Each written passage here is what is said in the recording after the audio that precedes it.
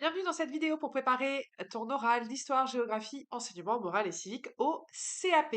Je vais te présenter aujourd'hui le document sur l'abolition de l'esclavage qui correspond au chapitre H2, la France depuis la Révolution française jusqu'à la Ve République, l'affirmation démocratique. C'est le chapitre jaune dans mon code couleur. Pour travailler ton oral, tu peux bien sûr aller sur le site classeautonome.wixit.com/professeur Julide et tu peux aller ici dans cours d'histoire-géographie, oral de CAP et tu tombes sur cette page qui reprend toutes les informations que tu peux utiliser pour l'oral du CAP. Et je te conseille, si tu veux vraiment avoir tous les conseils au même endroit, d'utiliser ici le petit passe oral. C'est un petit manuel dans lequel tu vas retrouver tous les conseils pour préparer tes oraux du CAP. Donc, allons chercher notre document sur l'abolition de l'esclavage. Ici, dans notre Padlet, on prend donc le chapitre qui correspond, H2, et on va chercher notre petit Padlet chapitre jaune. L'abolition de l'esclavage est le document que je propose ici en 5.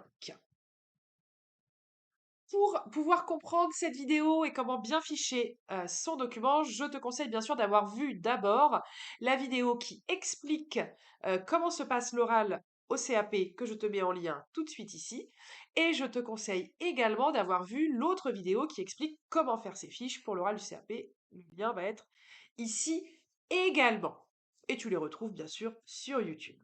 Alors, commençons notre analyse. On commence toujours dans l'introduction par qui, quoi, où et quand. Alors, qui?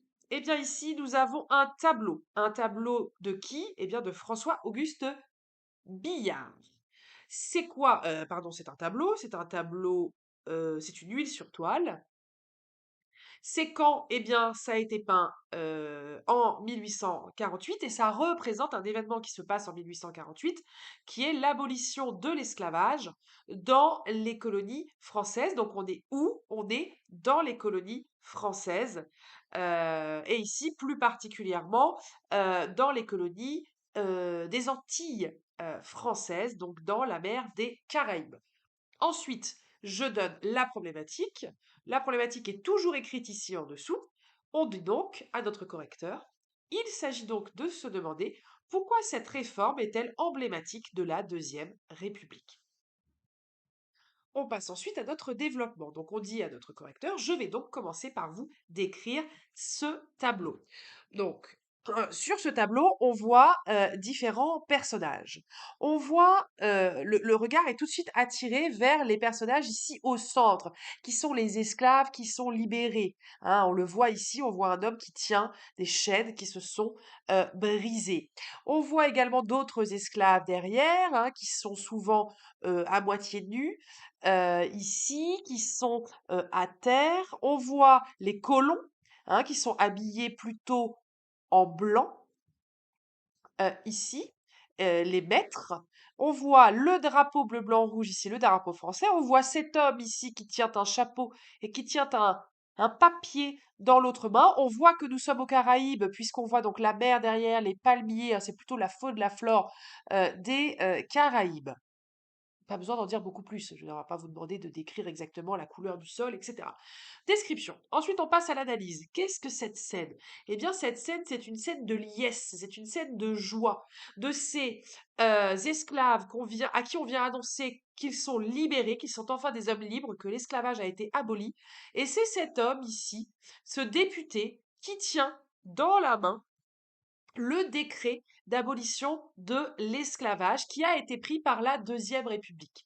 La Deuxième République en France, eh bien, elle date de 1848, elle va durer jusqu'en 1852. Elle dure 4 ans, c'est la plus courte république qu'on ait connue. Et elle met en place l'abolition de l'esclavage. Alors vous allez me dire, ouais, mais moi il me semble que l'abolition de l'esclavage avait été faite par les révolutionnaires. Tout à fait. Effectivement, la Révolution française avait déjà fait l'abolition de l'esclavage en 1789, en août 1789. Mais Napoléon, quand il est revenu au pouvoir en tant que consul, puis en tant qu'empereur, a remis en place l'esclavage. Vous imaginez ce que ça a dû être pour les gens qui ont vécu ça? On vient leur dire, vous n'êtes plus esclaves, Et quelques années après, on vient leur dire: «Ah non, finalement, Napoléon a décidé que vous redevenez esclave». C'est notamment l'exemple d'un révolutionnaire très connu qui s'appelle Mars Bellet. Mars Bellet est le premier député noir à avoir été élu à l'Assemblée nationale pendant la Révolution française. Et le pauvre homme, il est devenu député, il a été libre. Et quand Napoléon est revenu au pouvoir, eh ben, on lui est venu lui dire: «Non, non, tu vas redevenir esclave». Il a été à nouveau enfermé et à nouveau esclavagisé. C'est assez affreux.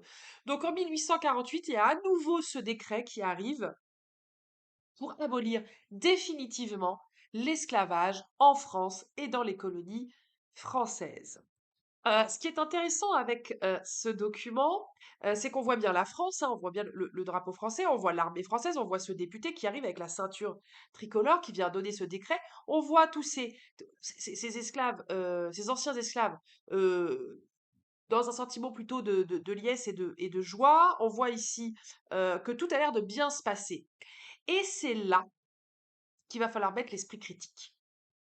Parce que dans l'esprit critique, il va falloir dire que ça s'est pas toujours si bien passé que ça. Dans les faits, dans la réalité, on a des textes qui nous montrent qu'il y a certains endroits où ça a été compliqué l'abolition de l'esclavage, où les maîtres ont refusé, par exemple, parce que c'était leur main-d'œuvre, c'était leur gagne-pain, et donc ils ont dit non, non, non, nous on veut garder nos esclaves. Il y a des endroits où les esclaves se sont rebellés contre les maîtres et ça a été violent. Ça n'a pas toujours été des scènes de liesse et de joie. C'est là qu'il faut que vous mettiez l'esprit critique. Et donc, j'en profite pour vous dire que ce que je vous dis là dans cette vidéo n'est pas la correction complète et parfaite.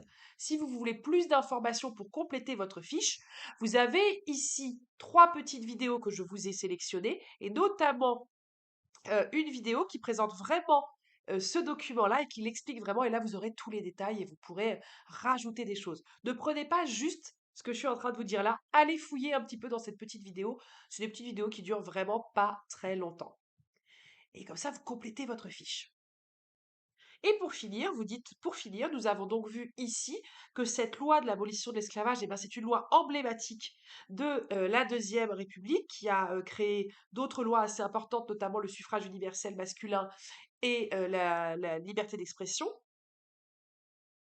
Et vous pouvez dire que cette loi est très importante dans notre chapitre qui parle de l'affirmation démocratique, puisqu'elle va faire entrer beaucoup de gens dans la citoyenneté, hein, des personnes qui vont ne plus être mis en esclavage et ensuite obtenir, bien sûr, la nationalité, le droit de vote, etc.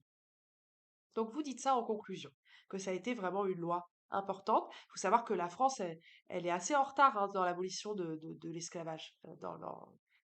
À ce moment-là, il y avait beaucoup de pays qui avaient déjà, bien sûr, aboli l'esclavage. Euh, on peut faire ensuite une ouverture. Donc ici, on a un chapitre d'histoire, donc on va faire une ouverture sur l'enseignement moral et civique. Vous pouvez faire bien sûr une ouverture sur le chapitre EMC2 sur les libertés, en parlant des discriminations, puisqu'ici on est bien sûr en présence de discrimination, hein, de mettre en esclavage des personnes uniquement en se basant, en se fondant sur la couleur de leur peau. On est bien sûr sur une grande discrimination, et c'est pas l'abolition de l'esclavage qui va enlever le racisme en France. Ça, vous pouvez le dire, vous pouvez faire un lien en disant qu'aujourd'hui, on a encore beaucoup d'actes racistes en France, notamment envers la communauté noire. On a beaucoup d'actes de racistes qui sont liés à ça, et certains font des blagues racistes en référence à l'esclavage, bien sûr, ce qui est d'ailleurs puni par la loi. Donc voilà, vous pouvez faire une ouverture sur ça.